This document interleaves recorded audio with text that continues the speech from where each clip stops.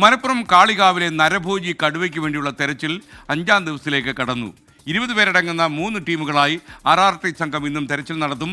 നിലവിലെ 2 കൂടുകൾക്ക് പുറമെ പ്രദേശത്ത് പുതിയതായി ഒരു കൂടുകൂടി വനം വകുപ്പ് സ്ഥാപിച്ചു. അതേസമയം ഈ പ്രദേശ ഭൂപ്രകൃതിയും ഇടപെട്ടുള്ള കനത്ത മഴയും തെരച്ചിലിന് വലിയ വെല്ലുവിളിയായിരിക്കുന്നു എന്നാണ് ഞങ്ങളുടെ ബ്യൂറോ പറയുന്നത്.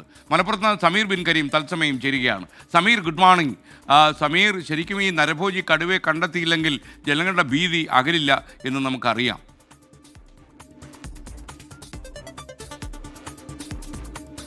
തീർച്ചയായും SKN ജനങ്ങൾക്ക് വലിയ ആശങ്കയുണ്ട് എന്നുള്ളതാണ്. കാരണം ഈ നരഭോജി കടുവയെ പിടികൂടാനുള്ള ദൗത്യം 5ാം ദിവസത്തിലേക്ക് കടക്കുമ്പോഴും കാര്യമായ ഒരു പുരോഗതിയോ അതുമായി ബന്ധപ്പെട്ട കാര്യങ്ങളോ ഇതിൽ സംഭവിക്കുന്നില്ല എന്നുള്ളതാണ് ഏറെ ഖേദകരമായിട്ടുള്ള കാര്യം. വനംവകുപ്പ് വളരെ ചിട്ടയോട് കൂടിയുള്ള പ്രവർത്തനങ്ങൾ നടത്തുന്നുണ്ടെങ്കിലും ഒന്നും ഫലപ്രാപ്തിയിൽ എത്തുന്നില്ല എന്നുള്ളതാണ് ഏറ്റവും പ്രധാനപ്പെട്ടതായിട്ടുള്ള ഒരു കാര്യം. ഇന്നും വനംവകുപ്പിന്റെ ആദ്യ സംഘം RRT സംഘം വനത്തിലേക്ക് പുറപ്പെട്ടുകൊണ്ട് തിരച്ചിൽ ആരംഭിച്ചിരിക്കുകയാണ്.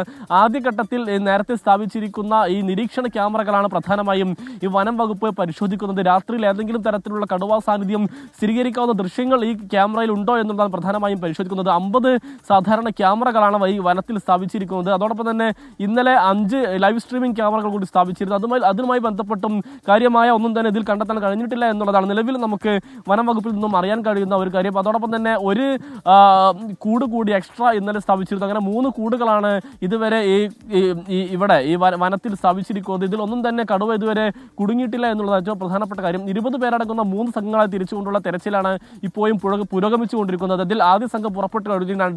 രണ്ട് സംഘം കൂടി ഇനി ഏതാണ്ട് അല്പസമയത്തിനകം തന്നെ വനത്തിലേക്ക് പ്രവേശിക്കും.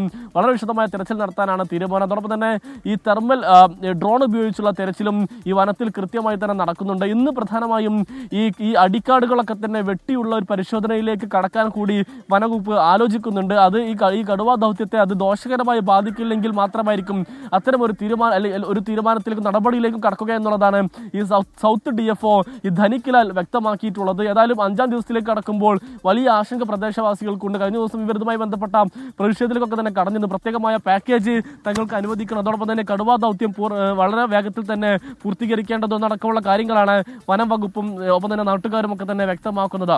SKN. Okay, thank you. നരഭോജിയായ കടുവയെ പിടികൂടാൻ കഴിയട്ടെ. കാര്യം ജനങ്ങൾക്ക് വല്ലാത്ത പേടിയുണ്ട് ഈ കാളികാവിൽ.